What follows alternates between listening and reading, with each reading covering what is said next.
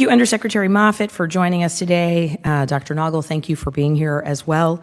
It's great to see you both here, and I appreciate the opportunity to speak to the importance of animal health in American agriculture. While livestock producers have certainly long known the threat that animal disease poses to our food supply, more Americans in recent times have really come to understand this reality as we have seen the price of eggs continue to go up, in part due to the avian flu. As a mother of 3 children, I certainly know how important this nutritious food staple can be to families. Egg burritos are a fan favorite in my home.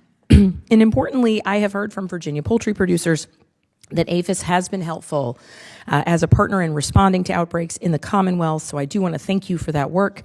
But can you please share what USDA is doing to help poultry producers impacted by the avian flu beyond indemnity payments, really to ensure that producers don't go out of business after an outbreak? And I know that you have touched on this periodically throughout your testimony today, but I'm really concerned about the long-term impacts on our nation's egg supply and the increase in impact on families and, of course, the producers I represent.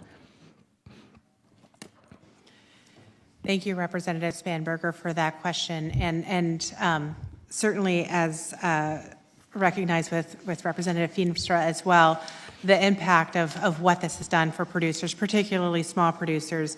You mentioned indemnity. That is a very important part of the resources and the tools that have come from the Commodity Credit Corporation so that producers are able to capture some of the loss.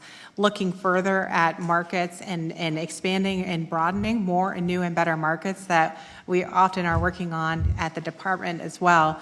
We're looking at how do we advance more local and regional markets? How do we advance more meat processing capacity, more processing capacity at writ large? Okay. I know we're also looking at, and Farm Services Agency is evaluating what programs that they have to support producers who have been hit in this distressed time as well. Thank you. I'm glad you're thinking about it across the board, as of course I knew you would be, but I look forward to any updates into the future. Switching from poultry to cattle, I have recently heard from Virginia cattle producers that they're seeing a rise in theileriosis cases within their herds, which I know has a very high mortality rate.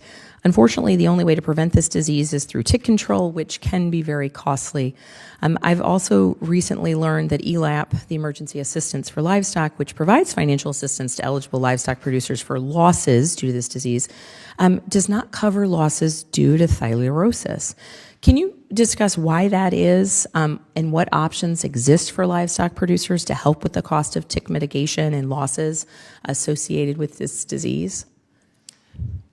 Thank you for that question, Representative Spanberger. We can look into, and I can connect with FSA on ELAP and what is and isn't allowed to be funding. But I'd pass it to Dr. Noggle on more things that we're doing. Thank you.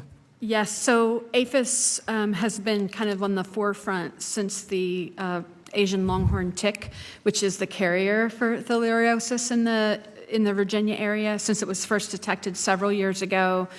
We work with a number of partners, including National Cattlemen's Beef Association, on educational outreach. And while we don't have a vaccine, we do have treatment available for that particular disease. Thank you very much. We recently hosted a farm summit in my district, and this was an area of significant concern and frankly, heated discussion because so many of Virginia's cattle producers are deeply concerned about the impact. So I would love to get additional information. We'll follow up in writing to request that because I do want to make sure that that's available to the producers across my district. So thank you very much. And with that, Mr. Chairman, I yield back.